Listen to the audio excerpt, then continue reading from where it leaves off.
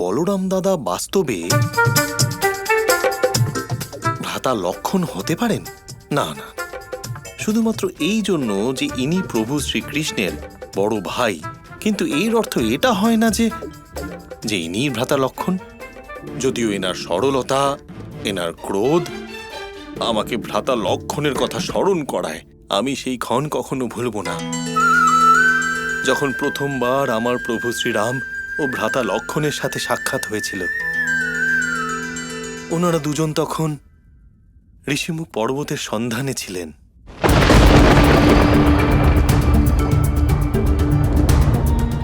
ভ্রাতাশ্রী, মাতা সবরী আমাদেরকে অন্য কোনো পথে পাঠিয়ে দিলেন না তো? আমরা তো কতক্ষণ ধরে পথ চলছি, কিন্তু এই ঋষ্যমুখ পর্বতের কোনো চিহ্নই তো দেখতে পাচ্ছি না।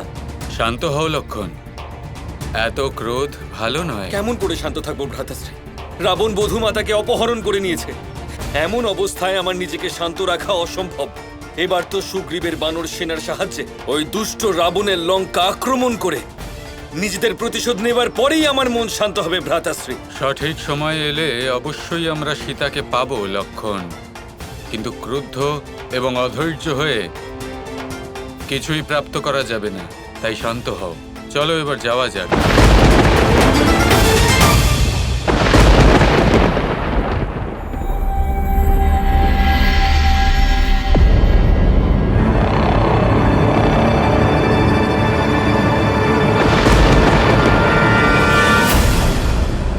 এই দুই ব্যক্তি কারা?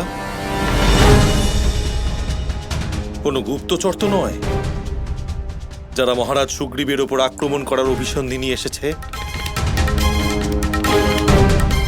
কিন্তু দেখে তো রাজকুমার বলে মনে হচ্ছে।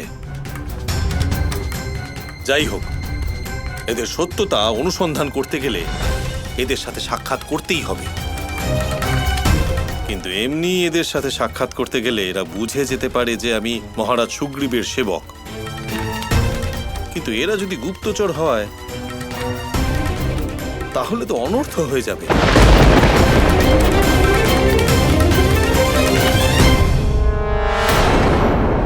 ভ্রাতাশ্রী, আমাদের প্রতারণা করা হয়েছে। এতটা চলার পরেও আমরা সেই একই জায়গায় পৌঁছে গেলাম। আমার তো এই বনটাই মায়াবী মনে হচ্ছে। না লক্ষণ, এই বন মায়াবী নয়। আমরা প্রথমবার এসেছি তাই পথ খুঁজে পাচ্ছি না। মায়াবী তো এই মন লক্ষণ। যখন মন স্থির থাকে না, তখন কোনো স্থির বিচার আসতেই দেয় না। পথ কি করে খুঁজে বের করব? এখন যদি আগে এগোতে হয় তাহলে শান্ত হয়ে এগোতে হবে। ওম নারায়ণ, ওম নমো নারায়ণ।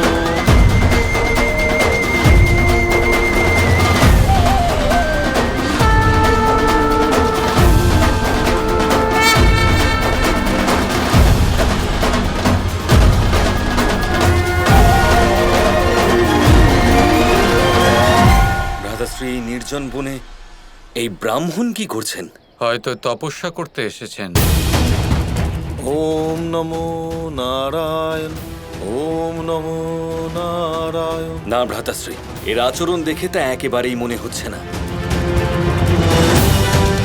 আমার তো একে দেখে একটা গুপ্তচর মনে হচ্ছে ভ্রাতাশ্রী। আমাদের সাবধান থাকতে হবে।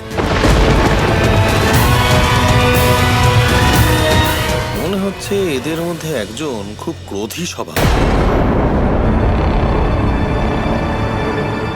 প্রণাম মহানুভব।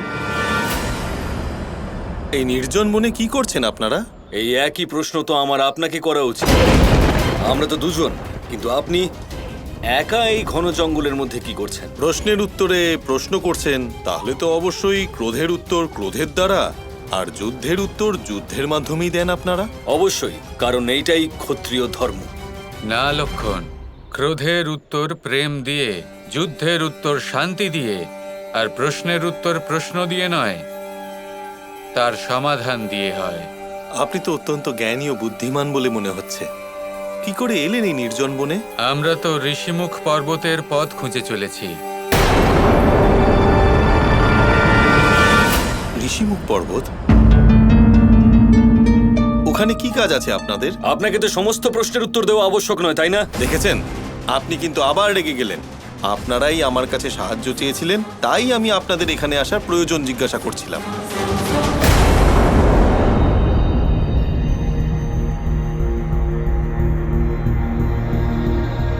ইনি হলেন আমার অনুজ, ক্রুদ্ধ স্বভাবের। আমরা এখানে এসেছিলাম বানররাজ সুগ্রীবের সাথে দেখা করতে। উনি রাবণকে আক্রমণ করতে আমাদের সাহায্য করবেন। আপনি কি বলতে পারেন ওনার নিবাসস্থল এখানে কোথাও আছে নাকি নেই?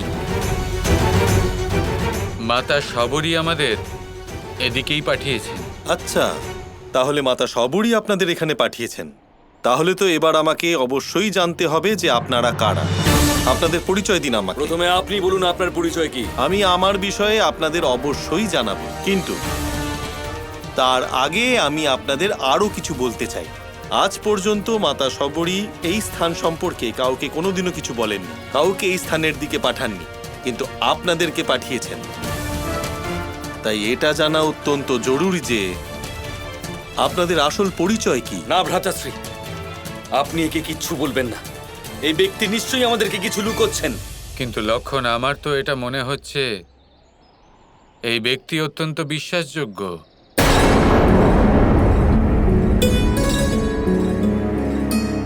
শুনুন ব্রাহ্মণ, অযোধ্যার রাজা দশরথের পুত্র আমি। রাম রাম রাম।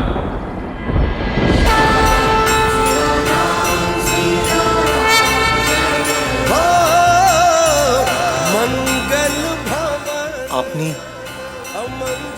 শ্রীরাম? আর ইনি হলেন আমার অনুজ লক্ষণ।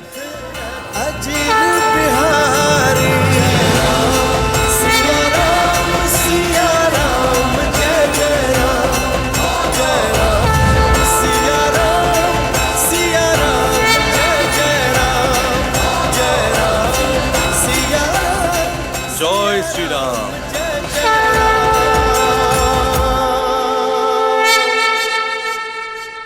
হে প্রভু, আমি আপনার সেবক হনুমান। বহু বছর ধরে আপনার প্রতীক্ষা করছিলাম। আর আমি আপনার প্রতীক্ষায় ছিলাম হনুমান। সেই মুহূর্ত আমার স্মৃতি থেকে কখনোই বিস্মৃত হবে না, যখন আমি প্রথমবার শ্রীরামের দর্শন পেয়েছিলাম।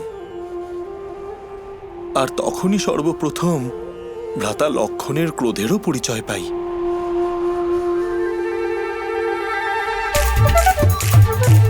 ভ্রাতা বলরাম অত্যন্ত ক্রোধী স্বভাবের মনে হয়, তাই এমনটা তো নয় যে ইনিই ভ্রাতা লক্ষণ। আমায় এনার সাথে বার্তালাপ করতে হবে। ভ্রাতা লক্ষণ, উত্তর দিলেন না তো? ভ্রাতা লক্ষণ। আরে কে বারবার লক্ষণের নাম নিয়ে ডাকছেন? সমস্ত দ্বারকায় লক্ষণ নামের কোনো ব্যক্তি নেই। এসব ইনি কি বলছেন?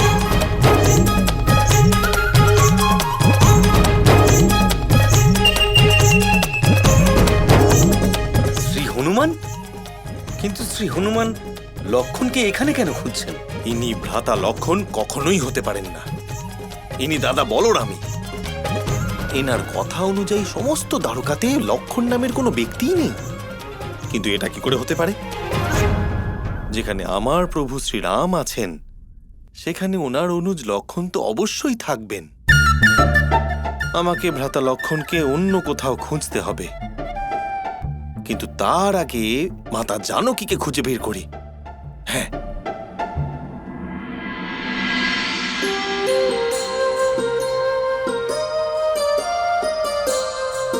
শ্রী হনুমান, আপনি এখানে?